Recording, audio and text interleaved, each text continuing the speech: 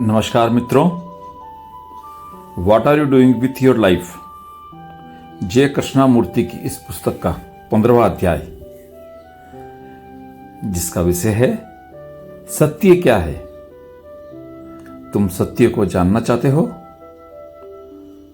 तुम जानना चाहते हो कि यह जीवन क्या है, तुम कौन हो और जो कुछ भी घट रहा है वह वास्तव में है भी या नहीं।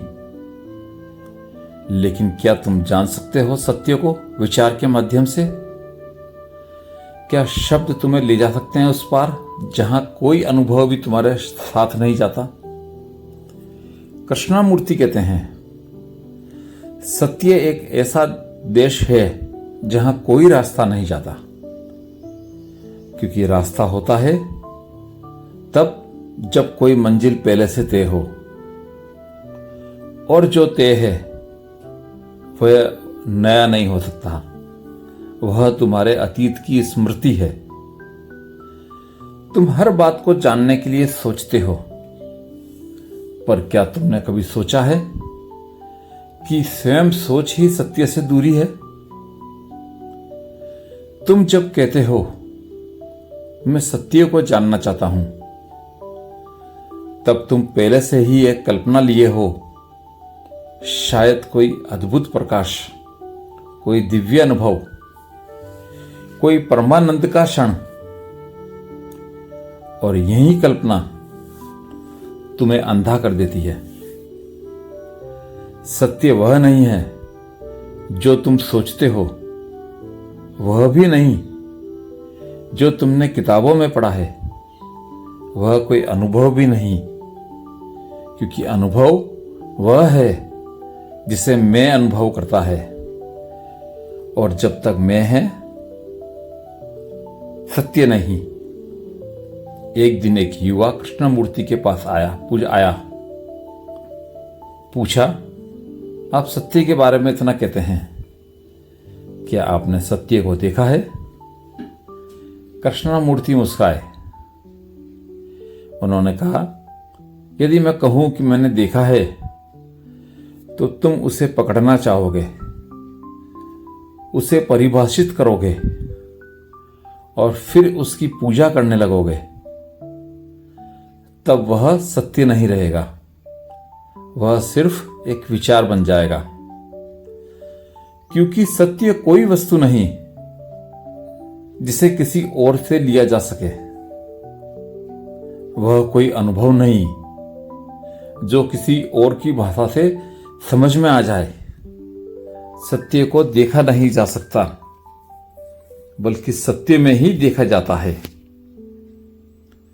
सत्य जानने के लिए तुम्हें सबसे पहले अपने भीतर झांकना होगा, बिना भय के, बिना किसी आकांक्षा के, बिना यह पूछे कि क्या मिलेगा। तुम्हें देखना होगा तुम किससे भाग रहे हो। क्या तुम सत्य को जानना चाहते हो या सिर्फ अपने दुख से छुटकारा चाहते हो?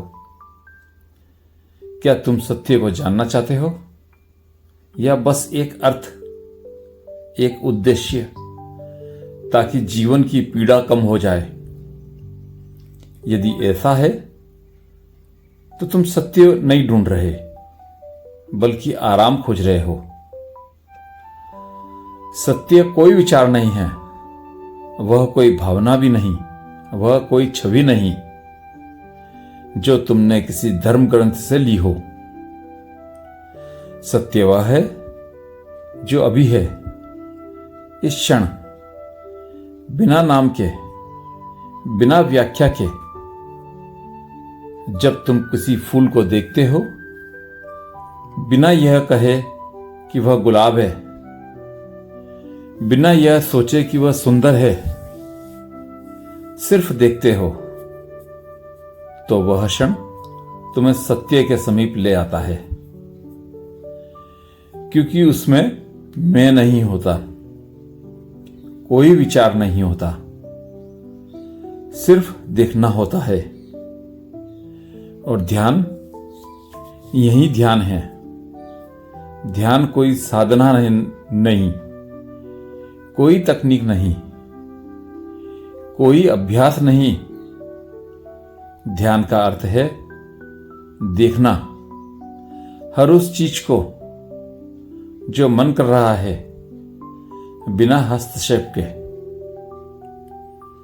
जब तुम देखते हो कि मन कैसे डर से चलता है, कैसे हर समय कुछ बनने की कोशिश करता है, कैसे वह अतीत में रहता है, और यह देखना बिल्कुल स्पष्ट हो जाता है कि मन स्वयं सत्य से परे है, तब वही देखना तुम्हें मौन में ले जाता है। और मौन वह द्वार है जहां से सत्य झांकता है। लेकिन याद रखो, सत्य कोई मंजिल नहीं, वह कोई रुकने की जगह नहीं, वह कोई उपलब्धि नहीं। जब तुम सत्य को पाना चाहते हो, तब तुम खो देते हो उसे, क्योंकि पाने की चाह अहम से आती है, और जहां मैं है वहां द्वंद्व है। सत्य वह है जहां मैं नहीं रहता, जहां बस शुद्धता है, निर्दोष देखना, एक मौन गहराई जो शब्दों से परे है। क्या तुम इतने मौन हो सकते हो कि सत्य अपने आप प्रकट हो जाए? क्या तुम इतने सहज हो सकते हो कि वह तुम्हें ढूंढ ले? क्योंकि अंततः सत्य को तुम नहीं खोजते, सत्य तुम्हें खोजता है। अब इसी पुस्तक के 16वें अध्याय में चलते हैं। विषय है एकांत और मौन का अर्थ।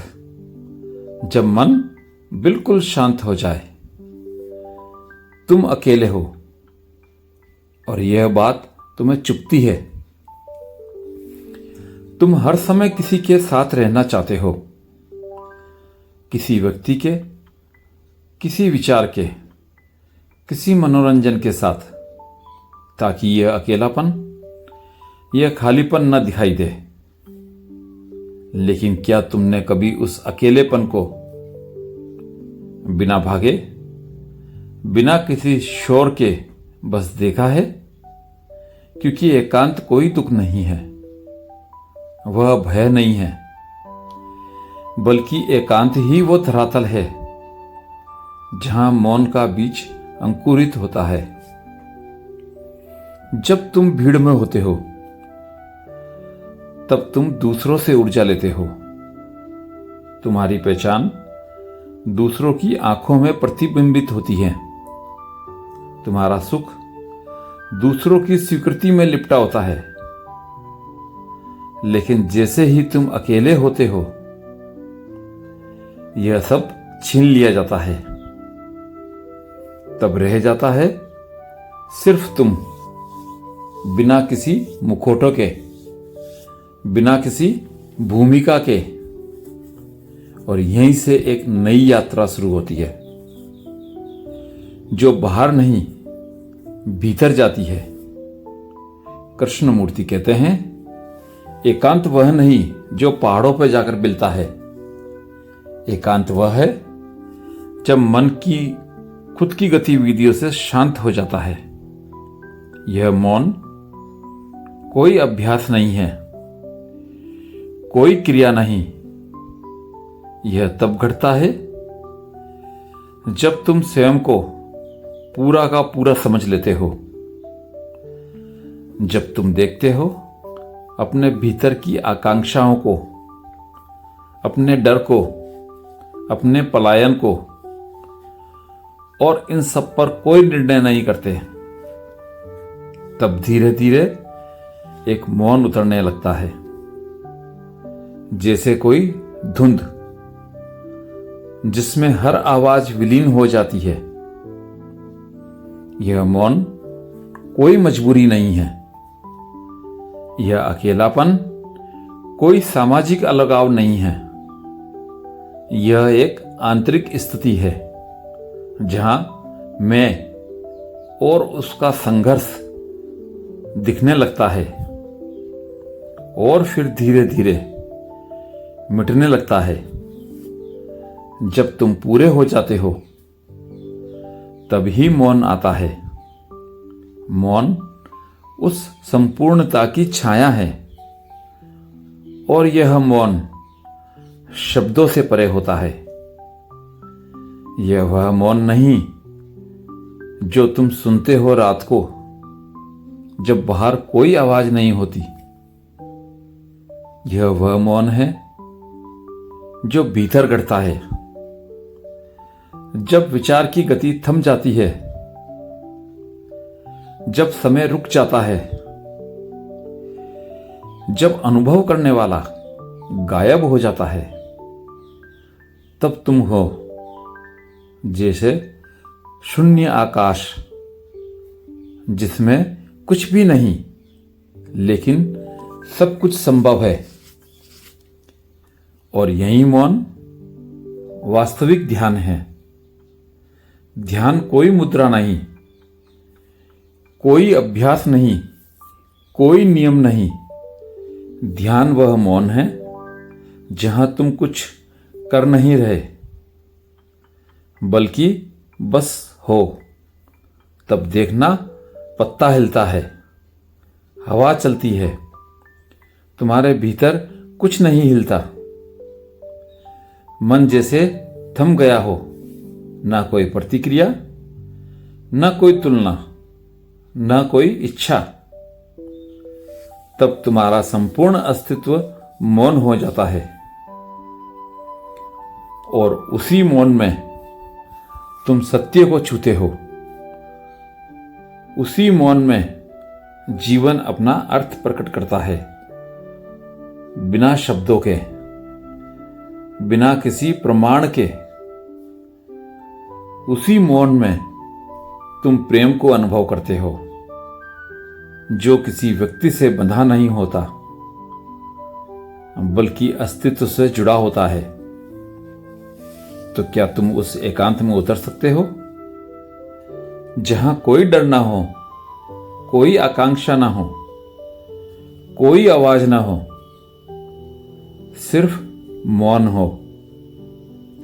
यदि तुम उतर सको तो वहीं तुम्हें मिलेगा सत्य बिना खोजे, प्रेम बिना किसी चाह के, शांति बिना प्रयत्न के।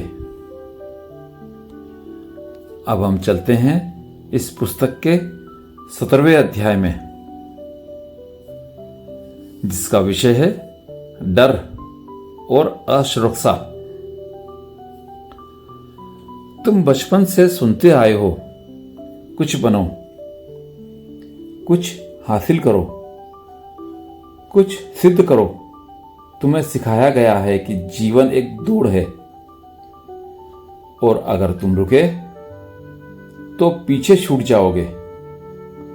लेकिन क्या तुमने कभी पूछा कि यह कुछ बनना आखिर किसकी मांग है? यह जो भीतर दौड़ रही है, जिसे तुम एम्बिशन कहते हो, क्या यह वास्तव में तुम्हारी है या यह सिर्फ डर की एक और आवाज है? हर सुबह तुम जागते हो और भीतर कोई आवाज कहती है तुम अभी कुछ नहीं हो, तुम्हें कुछ बनना है, वरना तुम असफल हो जाओगे। यह डर असफल होने का, स्वीकार न किए जाने का, तुलना में हार जाने का तुम्हारे हर निर्णय को चला रहा है। तुम डॉक्टर बनते हो, इंजीनियर, अभिनेता, योगी, लेकिन भीतर कोई लगातार कह रहा है यह पर्याप्त नहीं है, तुम्हें और बड़ा बनना है, और ऊंचा जाना है। यही असुरक्षा है। यह भय कि तुम जैसे हो वैसे पर्याप्त नहीं हो, यह सोच ही तुम्हारी यात्रा को दूषित कर देती है। और जब तुम कुछ बनना चाहते हो तो तुम वास्तव में वही नहीं रह जाते जो तुम हो। तुम एक कल्पना के पीछे भागने लगते हो, एक छवि के पीछे, और वह छवि तुम्हारी नहीं होती।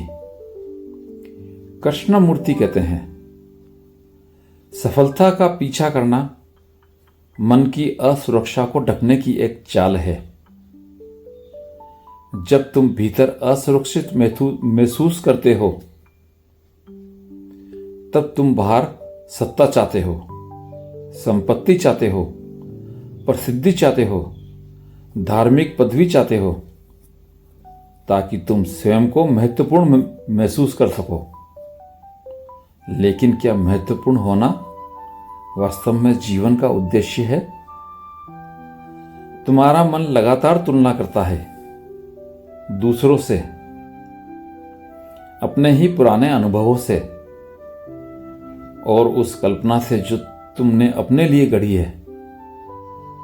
और जब तुलना होती है तब भय आता है, क्योंकि हर तुलना में हार की संभावना होती है और हार का डर उसी क्षण जन्म लेता है जिस क्षण तुम कहते हो मुझे बेहतर बनना है। क्या तुमने देखा है कि यह पूरा कुछ बनने का खेल तुम्हें अभी जो है उससे काट देता है? तुम अपने ही होने से दूर चले जाते हो, क्योंकि तुम्हारा ध्यान हर वक्त भविष्य में होता है, और तुम्हारा भविष्य सिर्फ एक मानसिक प्रक्षेपण है जो डर से जन्मा है। यदि तुम इस खेल को समझ जाओ, गहराई से देखो, तो तुम मुक्त हो सकते हो। तब तुम देख पाते हो कि यह जो तुम अभी हो यही सबसे गहरी सच्चाई है। तुम्हें कुछ बनने की जरूरत नहीं है, तुम पहले से ही पूर्ण हो। और यही समझ असुरक्षा को मिटा देती है। मुक्ति तब आती है जब तुम समझ लेते हो कि डर केवल विचार है, यह कोई वास्तविकता नहीं है, बल्कि भविष्य की कल्पना है जिसे तुमने सच मान लिया है। जब यह समझ उतरती है तो भीतर एक खालीपन आता है जो शुद्ध होता है, निर्भय होता है। उस खालीपन में कोई छवि नहीं होती, कोई तुलना नहीं होती, कोई असुरक्षा नहीं होती। तुम बस होते हो, जैसे आकाश सब कुछ को समेटे हुए फिर भी कुछ ना बनते हुए। यही जीवन की शुरुआत है, वही क्षण जहां तुम डर से नहीं बल्कि समझ से जीते हो। तब तुम जो भी करते हो वह प्रेम से होता है, आत्म स्वीकृति से होता है, न कि सिद्धि की प्यास से। अब हम चलते हैं इस पुस्तक के 18वें अध्याय पर। उसका विषय है, क्या प्रेम संभव है वहां जहां मन तुलना करता है? तुम प्रेम के बारे में सोचते हो जैसे वह कोई भावना है, कोई संवेदना जो किसी खास व्यक्ति के लिए उठती है। तुम कहते हो मैं उससे प्रेम करता हूं, या वह मुझे प्रेम करता है। लेकिन क्या प्रेम वास्तव में किसी के लिए होता है,